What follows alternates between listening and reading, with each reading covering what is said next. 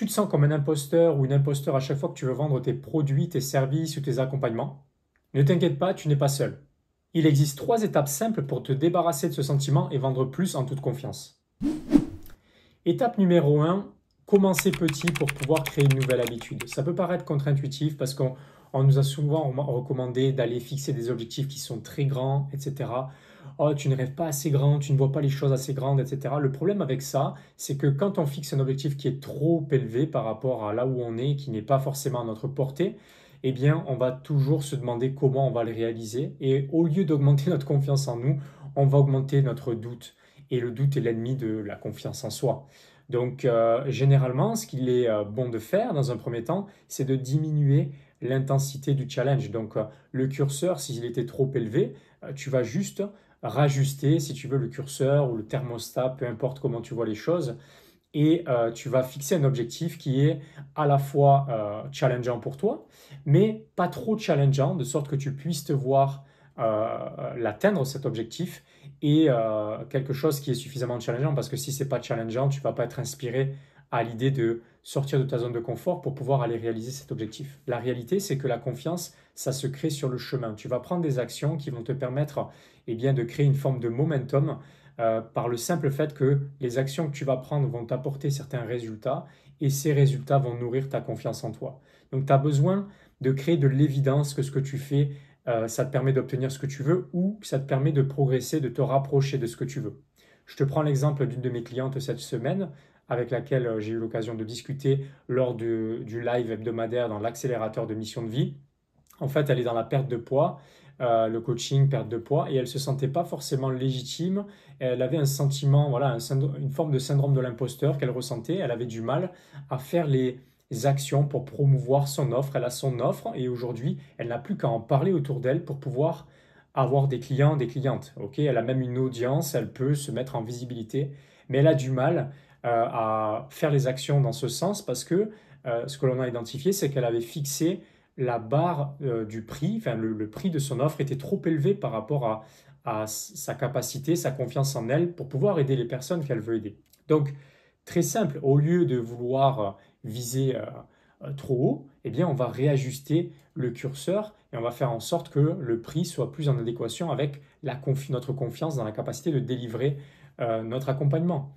Et à ce moment-là, eh bien, on n'est plus dans l'attente de faire quelque chose de grand pour avoir cette confiance, mais on sait que finalement, euh, l'objectif que l'on se fixe est à notre portée, donc on se sent aligné avec le fait de poursuivre les actions qui vont nous permettre d'y parvenir.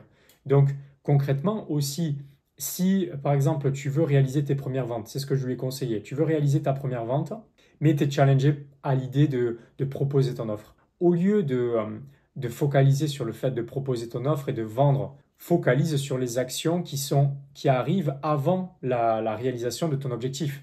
Par exemple, avant de vendre ton offre, tu sais que tu dois parler avec des personnes pour pouvoir avoir des opportunités de proposer ton offre, n'est-ce pas? Donc ce que je lui ai conseillé, c'est que voilà, s'il y a une forme d'anxiété à l'idée de proposer l'offre, pour commencer, l'objectif, ce n'est pas de proposer, de vendre l'offre, c'est d'aller parler à des gens. L'idée, c'est d'aller s'exposer à des conversations chaque semaine. Donc je lui ai conseillé d'aller parler à une trentaine de personnes d'ici la semaine prochaine pour pouvoir juste se familiariser avec l'idée d'échanger autour du sujet qu'elle traite. Et juste cela, c'est l'objectif est réalisé. Ok? Juste le fait de parler à des personnes, l'objectif est réalisé. Et ensuite, on va augmenter le curseur, on va augmenter l'intensité du challenge. Donc la prochaine fois, ça sera potentiellement d'aller proposer au moins à une personne l'offre d'accompagnement. Ok? Donc ce qui va se passer, c'est que si elle réalise son objectif de parler à 30 personnes cette semaine, elle va pouvoir se faire une petite tape dans l'épaule et se dire bravo, tu as réalisé l'objectif. Ça augmente la confiance en soi, finalement. La confiance en soi, elle dépend du fait de faire ce que l'on a dit qu'on en allait faire. Ok? Donc, si tu dis que tu vas faire des choses mais que tu ne les fais pas, ben forcément, ça va entacher ta confiance en toi.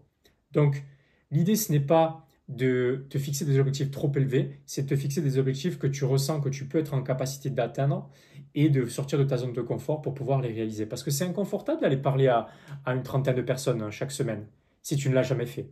Et donc, si tu passes de je ne l'ai jamais fait à je le fais, forcément ta confiance augmente, ton doute diminue Et du coup, tu seras plus à l'aise à l'idée de te fixer un objectif un peu plus challengeant la semaine d'après, qui peut être proposer ton offre ou vendre ton offre d'accompagnement ou réaliser un appel potentiellement. L'étape 2, c'est d'affronter ses peurs pour mieux les dépasser. Le fait d'avoir peur, c'est normal, ok? Tu vas mettre en place des actions qui sont forcément des actions qui vont te demander d'avoir de nouvelles compétences que tu viens d'apprendre, d'acquérir fraîchement. Donc c'est normal que tu ressentes une forme d'anxiété et de peur à l'idée d'implémenter, de mettre en pratique, ok? Mais comme j'aime le dire, avoir peur, c'est normal, ok? Ça te montre qu'il y a des choses que tu ne sais pas, que tu ne connais pas, que tu n'as jamais fait. Par contre, ne pas avoir le courage de les dépasser, ça, c'est pas normal. Parce que ce que tu veux se trouve toujours au-delà de cette peur-là. Donc, concrètement, si on revient sur l'exemple de ma cliente, c'est normal d'avoir peur de parler à des gens. C'est normal d'avoir peur de proposer son offre d'accompagnement quand on n'a pas eu encore son premier client et qu'on n'en a pas encore aidé une personne dans ce sens. Par contre, bien, ça ne t'excuse pas, ça ne nous exonère pas de faire ce qu'il faut pour dépasser la peur. Parce que si tu es devant la peur, tu es sur le point de faire une action que tu n'as jamais fait. Voilà, tu es devant la porte de la peur si tu veux et toi tu as la clé pour l'ouvrir. Mais qu'est-ce qui se passe si tu ne l'ouvres pas? Tu te dis à toi ou tu dis à ton mental, à ce que tu peux imaginer toi pour toi, que c'est la peur qui décide en fait. La peur décide des actions que tu vas prendre dans ta vie. Donc elle va décider de ce que tu peux faire, de ce que tu peux avoir, de ce que tu ne peux pas faire. Et donc tu vas être limité par la peur. Mais la réalité, c'est que ce que tu veux se trouve au-delà de cette peur. Si tu ouvres la porte, il y a ce que tu veux. Donc il y a deux choix. Soit tu restes devant la porte de la peur et donc tu vas toujours vivre une vie qui va être, on va dire, contrôlée par la peur. C'est comme si tu demandais l'autorisation à ta peur de faire ou de ne pas faire certaines choses. Ou soit tu y vas malgré la peur. Et ce qui va se passer, c'est que comme tu vas voir que c'est pas si grave et que le pire scénario que tu envisages finalement n'arrive pas, et d'ailleurs ça serait bien que tu puisses identifier ce pire scénario. C'est quoi la chose que tu redoutes le plus si tu fais l'action que tu veux faire mais que tu as peur de faire? Jouons le scénario, prends 2 minutes là pour imaginer, tu as envie de faire quelque chose, que ce soit par rapport à ton activité ou personnellement, et tu ne t'autorises pas à le faire parce que tu as peur. C'est quoi que tu redoutes le plus? Une fois que tu auras pu l'identifier, tu verras que tu vas faire diminuer de 50% la peur. Et ensuite, demande-toi, qu'est-ce qui pourrait se passer si j'osais me confronter à la peur? Et ensuite, confronte-toi à la peur. Donc, si tu as du mal à promouvoir tes accompagnements, à te mettre en visibilité, forcément, c'est quelque chose qui est nécessaire aujourd'hui. Si tu ne fais pas du contenu ou que tu ne te mets pas en visibilité, personne ne va pouvoir découvrir tes services, tes produits, et donc tu ne pourras pas faire fonctionner ton activité. Si ça te fait peur de faire cela, si ça te fait peur de parler à des gens, eh bien, commence à parler à des gens, commence à créer du contenu, commence à créer des vidéos. Justement, habitue-toi à faire des choses malgré la peur. C'est quelque chose qui est nouveau. Je sais que c'est contre-intuitif. Mais il n'y a que de cette manière-là que tu vas pouvoir avoir la vie que tu veux, que tu vas pouvoir avoir les clients que tu veux, que tu vas pouvoir avoir l'impact que tu veux. Parce que si tu es un leader ou une leader, forcément, ça te demande de dépasser tes peurs pour aider les autres à dépasser les leurs, n'est-ce pas? Si toi, tu n'as jamais investi en toi et que à chaque fois tu veux vendre tes produits, tes services, mais tu n'as jamais fait pour toi, tu veux faire ça aux autres. Tu penses que tu vas pas attirer des gens sans cesse qui vont te dire j'ai peur, j'ai pas l'argent, j'ai des excuses qui, euh, qui, euh, des excuses qui m'empêchent finalement de le faire. Non, tu peux le faire, tu peux décider de le faire.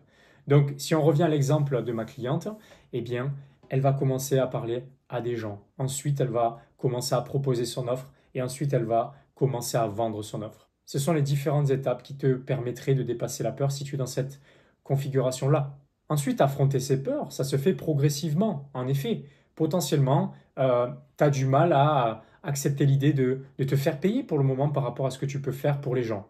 Propose-le gratuitement pour commencer. Pourquoi pas, en fait? Propose-le gratuitement parce que dans tous les cas, ça va être bénéfique pour les personnes qui vont s'engager dans cette démarche-là. Si tu te dis oui, mais les gens qui ne payent pas, finalement, ils s'engagent pas, etc. Ok, mais peut-être que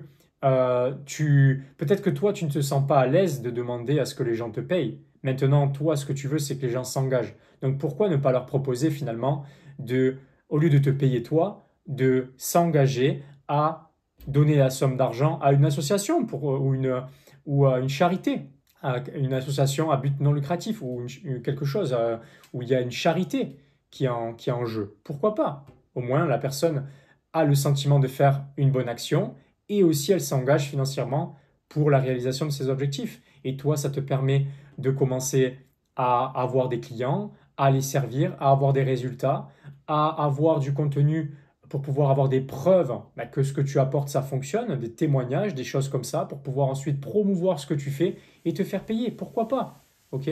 Donc, il y a des alternatives, il y a des options. Ton rôle, c'est d'affronter la peur, c'est de dépasser la peur, c'est d'ouvrir cette porte derrière laquelle se cache ce que tu veux finalement. Pour avoir ce que tu veux, tu dois faire diminuer la peur. Donc tu dois faire des choses qui te font peur pour pouvoir rassurer ton mental comme un enfant en lui montrant par des faits, avec des preuves que malgré que tu avais peur, ça s'est bien passé. Donc forcément, quand tu vas avoir de nouveaux événements qui vont te challenger, qui vont te faire peur, forcément tu vas avoir une confiance qui va être un peu plus importante à l'idée d'aller les dépasser. Et le fait de proposer gratuitement, il y a encore un entre-deux par rapport à cela. J'ai une de mes clientes qui voulait proposer une offre d'accompagnement à plusieurs milliers d'euros. Et en fait, ça l'a challengée tellement qu'elle n'osait même pas faire les actions pour pouvoir proposer son offre.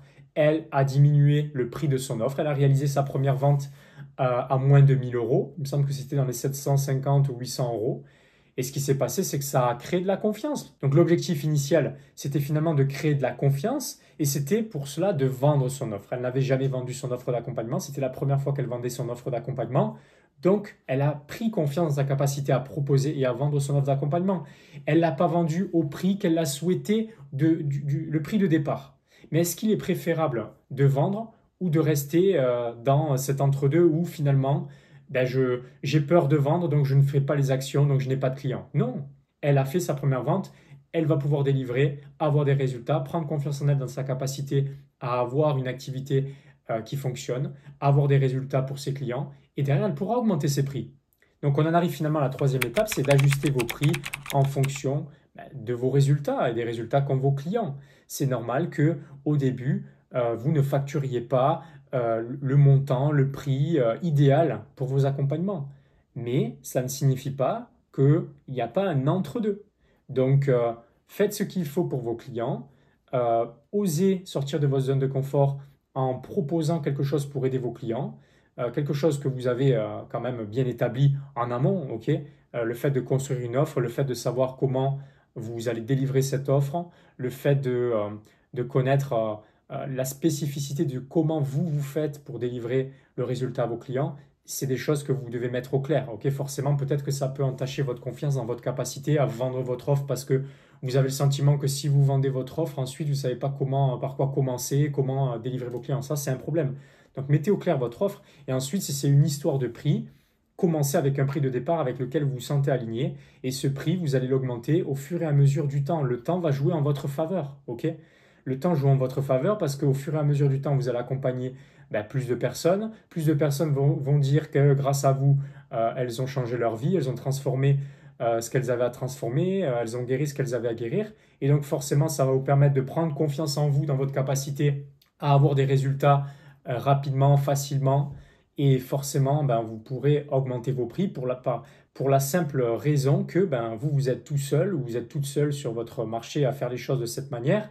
Et potentiellement, des gens qui veulent avoir accès à vous, eh bien, il y en a beaucoup. Donc, quand vous créez de la demande autour de vous, c'est juste la théorie de l'offre et de la demande. Il y a plus de demandes que d'offres, donc forcément, votre prix va augmenter. Donc, ne laissez pas votre prix, vos montants, vos tarifs, peu importe ce que vous proposez, bloquer finalement ce processus pour pouvoir avancer dans vos activités. Donc, modulez votre prix et augmentez-le au fur et à mesure du temps. Il n'y a aucun problème par rapport à ça. Donc pour résumer, ne plus vous sentir comme un imposteur et vendre plus, ça repose sur 3 étapes. La première, c'est de commencer petit pour créer de nouvelles habitudes sur lesquelles vous allez pouvoir capitaliser pour faire augmenter votre confiance en vous et diminuer votre doute.